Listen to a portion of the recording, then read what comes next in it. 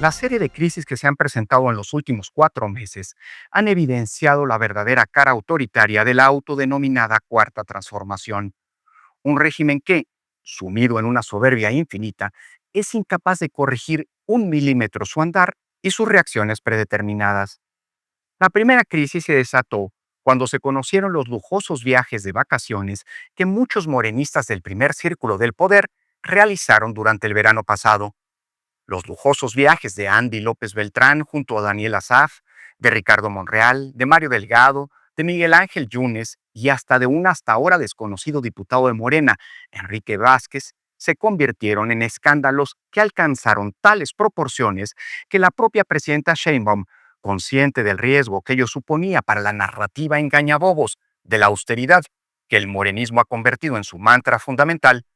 tuvo que salir a convocar tímidamente a sus compañeros a no desviarse del camino indicado por el fundador de su movimiento.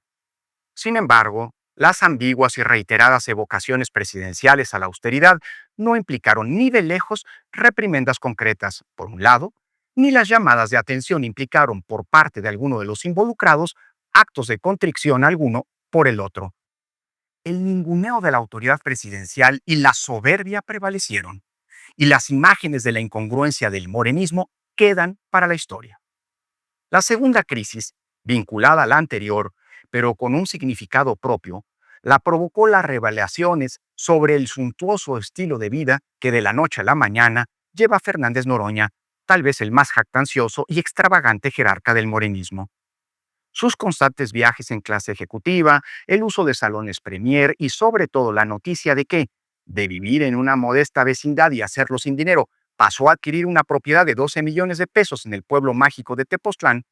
lo convirtieron en el símbolo de la hipocresía y del doble discurso del morenismo. A ello contribuyó no solo su reacción, alegando que tiene el derecho de usar su dinero como quiera, cosa que es verdad, salvo por el hecho de que resulta contradictoria con el postulado de austeridad de su partido, sino también la incómoda situación en la que colocó a Sheinbaum, que, ante los cuestionamientos e incapaz de pronunciar una condena franca frente a la vulneración de ese principio sagrado del morenismo, convirtió sus respuestas en un auténtico acto de escapismo retórico. La tercera crisis la provocaron las revelaciones de que Hernán Bermúdez Requena, nombrado secretario de Seguridad de Tabasco por Adán Augusto López cuando éste encabezaba el gobierno de ese estado, era, a la par, el líder de la organización criminal La Barredora. Lo anterior fortaleció la idea de que, detrás de la política de abrazos y no balazos promovida por el obradorismo, había en realidad una grave complicidad e involucramiento del gobierno con las actividades delictivas en el país. La justificación del poderoso coordinador de los senadores morenistas en el sentido de que nunca estuvo enterado de las actividades delincuenciales de su secretario contrastaron burdamente con la responsabilidad que el oficialismo le atribuye a Felipe Calderón por los vínculos del secretario de Seguridad de su gobierno, Genaro García Luna, con organizaciones del narcotráfico. Ante ello, de nueva cuenta, la reacción de la presidenta Sheinbaum ha sido ambigua y elusiva, al sostener que en su gobierno no se encubre a nadie y que si alguien tiene conocimiento de algún ilícito relacionado con el caso, pues que presente las denuncias correspondientes. Mirar para otro lado, pues. La cuarta crisis fue provocada frente a los devastadores aluviones en Veracruz, Hidalgo y Puebla que causaron la pérdida de cientos de vidas y una incalculable cantidad de daños materiales, por la falta de previsión, la mortífera ausencia de avisos de protección civil para instruir desalojos preventivos, la incapacidad para enfrentar adecuadamente la catástrofe y la falta de sensibilidad y empatía con los damnificados por parte de los gobiernos morenistas. Ante ello, los intentos del gobierno federal por mandar una imagen de preocupación con la visita de Sheinbaum a los lugares de la tragedia contrastaron con las insensibles e insensatas declaraciones de la gobernadora Rocío Nale, señalando que la cobertura de los hechos por los medios de comunicación era obra de carroñeros. La quinta crisis la representa el descubrimiento de que una enorme red de huachicol era operada por altos mandos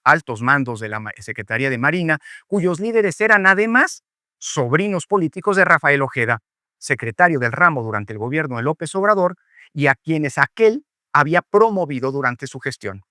El caso es gravísimo, porque no solo revela una eventual complicidad del gobierno con el crimen organizado, sino que, como en el caso de la barredora, además, esta era realizada desde un órgano del Estado, las actividades criminales realizadas desde el Estado, evidenciando así el grave error cometido por el obradorismo de responsabilizar a las Fuerzas Armadas de tareas que no les corresponden. En este caso, sin tapujos, el gobierno federal ha extendido un ominoso manto de inmunidad, exculpando sin más y a priori de cualquier responsabilidad al almirante Ojeda, para proteger con ello a la administración de López Obrador. Finalmente, la sexta crisis está representada por las enésimas muestras de descontento social detonadas por el artero asesinato de Carlos Manso, alcalde independiente de Uruapan, que se había convertido en una emblemática figura frente al crimen organizado.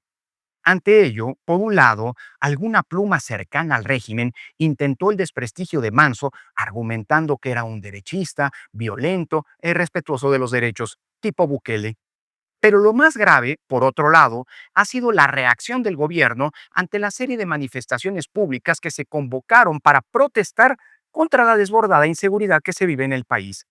mismas que fueron descalificadas y menospreciadas por el gobierno, evidenciando una absoluta falta de empatía del régimen frente al legítimo agravio que sufre gran parte de la sociedad.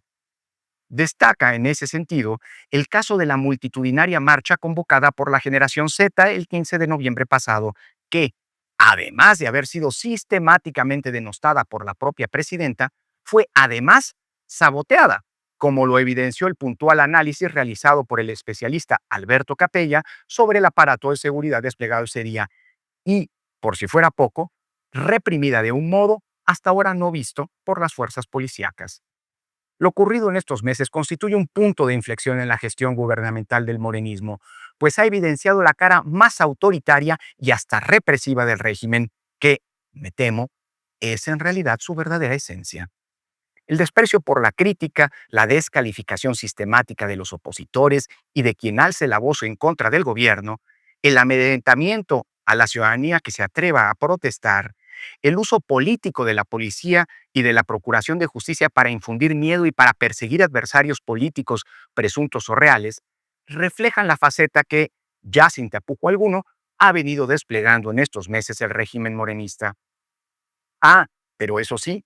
deberíamos agradecer el advenimiento del régimen más esplendoroso y democrático del mundo, según lo vienen vendiendo sistemáticamente Claudia Sheinbaum y el aparato propagandístico del oficialismo.